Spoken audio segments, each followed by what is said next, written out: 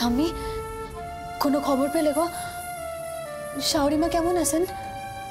ভালো না থাকলে আমার ছেলে আমাকে খবর দিত, তা যখন দেয়নি তার মানে ভালোই আছে। মানে এই সময় যেমন ভালো থাকা যায় আর কি। ঠাম্মি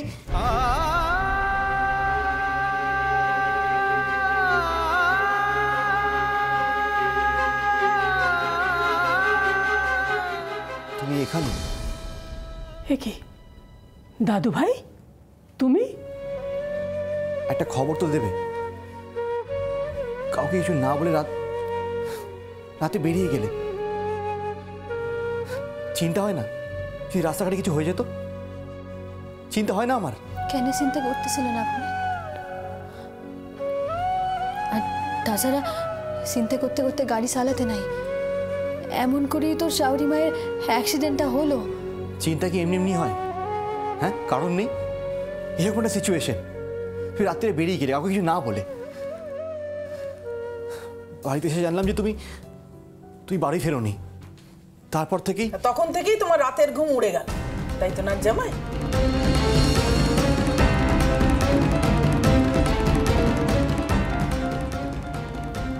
ঠিক বলেছি? মাঝরাতে হাসপাতাল থেকে মেয়েটাকে তাড়িয়ে দিয়ে সারা রাত মায়ের কাছে হাসপাতালে তুমি বসেই রইলে, তারপর ছেলের কর্তব্য পালন করে যখন দেখলে বেলা গড়িয়ে গেছে তখন তুমি লবঙ্গকে খুঁজতে বেরোলে। বাহ! আর জামাই, বাড়িতে যদি কুকুর বিড়াল পোষে না, তার সঙ্গেও মানুষ এরকম ব্যবহার করে না। তোমরা কি মানুষ? অমন করে বলে রেখো ঠাকমা, উনি তো বলতেছেন উনি কিছু জানেন না।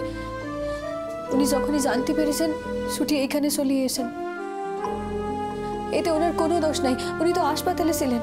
না লবঙ্গ, আমার দোষ আছে, দোষটা আমার। হ্যাঁ ঠাকুমা, তুমি ঠিকই বলেছ। তোমার সব অভিযোগ আমি মাথা পেতে নিচ্ছি। আসলে সত্যি আমরা ভুলে যাই যে আমরা মানুষ। বৌমা কেমন আছে দাদু ভাই? আগের থেকে ভালো আছে। ডাক্তার কি বললেন? মায়ের বেশি লাগে নাই তো? ডক্টর বলেছেন ভয়ের কিছু নেই, আর কদিন পর মমকে ডিসচার্জ করে দেবে। তারপর বাড়িতে মমকে রেস্ট নিতে হবে, টোটাল বেড রেস্ট। তুমি যে এখানে এসেছো তোমার মা জানে? না ঠাম্মি, মম জানে না। তাহলে তুমি তাড়াতাড়ি বাড়ি ফিরে যাও না জামাই, নইলে আর একটা অনর্থ ঘটবে।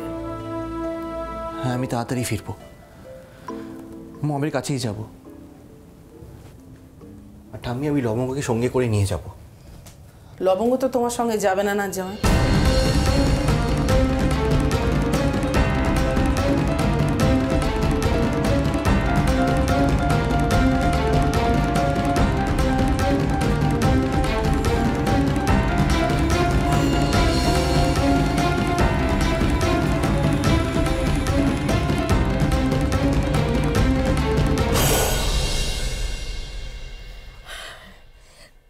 যে যেখানেই থাকুক না কেন, আমি জানি নীল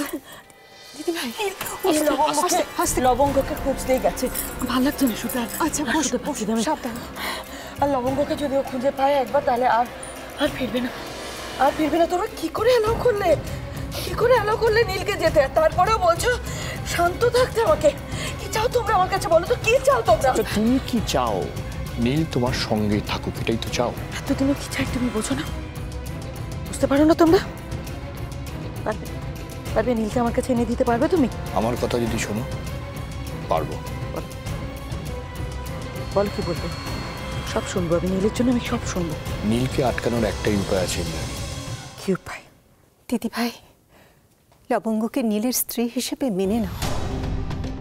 লবঙ্গকে তার প্রাপ্য মর্যাদা দাও না, যোগ্য মর্যাদা দাও।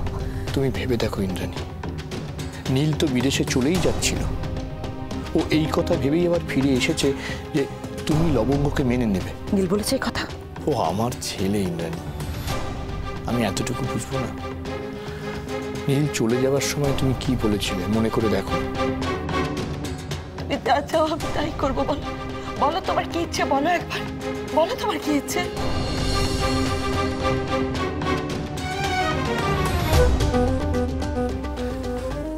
তো নিজেও জানো এই কথা যে নীলকে যদি কেউ ফেরাতে পারে সে হচ্ছে লবঙ্গ।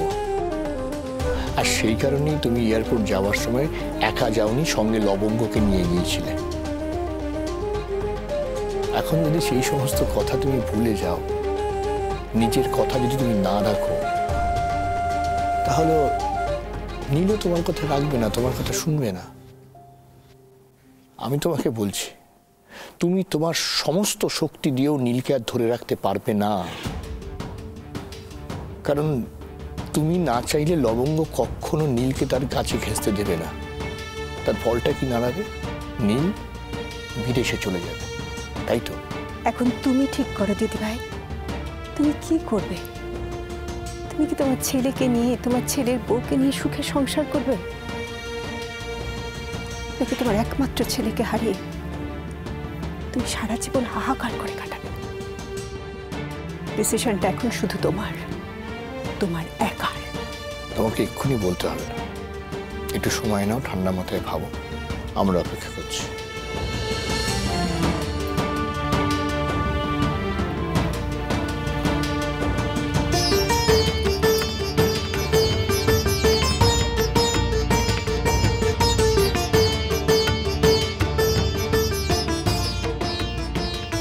লবঙ্গ যাবে না আমার সাথে? না,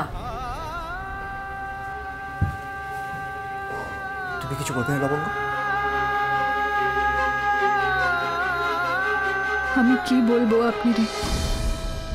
আমার যন্ত্রণার কথা যদি আপনারে বুঝায় বলতে পারতেম। লবঙ্গ বলো, প্লিজ লবঙ্গ, কিছু বলো। আমি কি তাহলে ফিরে যাব? লবঙ্গ যদি তোমার সাথে যায়, লবঙ্গর কি লাভ হবে?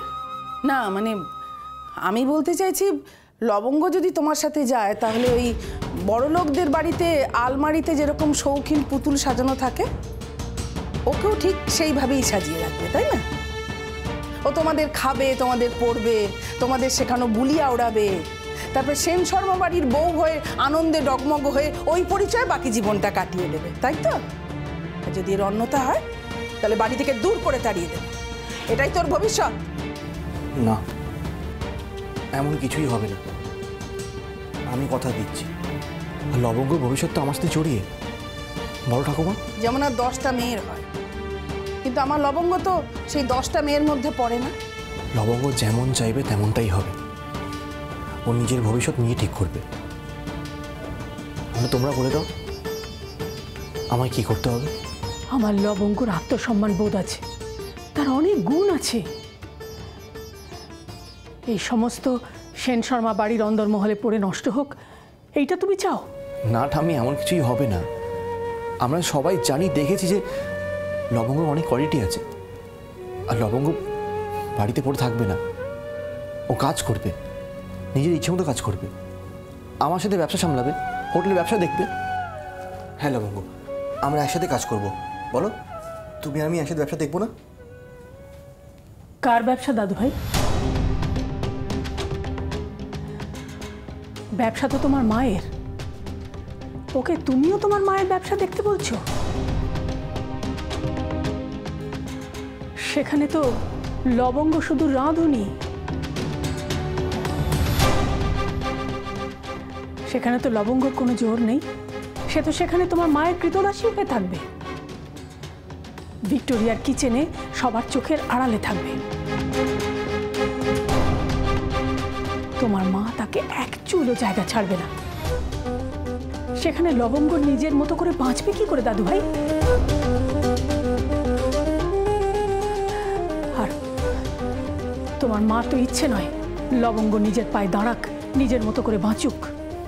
কিন্তু ঠাম্মি, আমার একখান কথা আছে।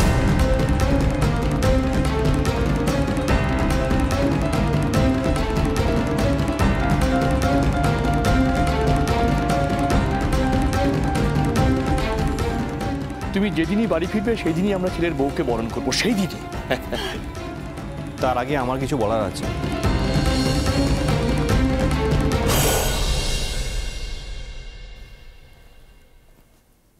আমাদের বাড়িতে আসা নিয়ে লবঙ্গর কিছু শর্ত আছে।